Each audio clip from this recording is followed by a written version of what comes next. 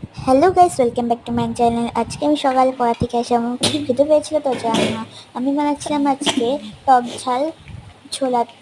তো এখন আমি এতে দিয়েছি আলু, লঙ্কা, টমেটো, রসুন, ছোলা এইসব। আর এখন দিয়েছি একটু গরম মশলা, লবণ, জল। তার আগে আমি এটাকে ভালো করে ভেজে নিয়েছি। এখন ভালো করে এটাকে নেড়ে দিচ্ছি। সো এবার এটা অনেকটাই হয়ে গেছে। এটা খেতে খুব টেস্টি হয়েছে। তোমরা এটা ট্রাই করে দেখতে পারো, টক ঝাল।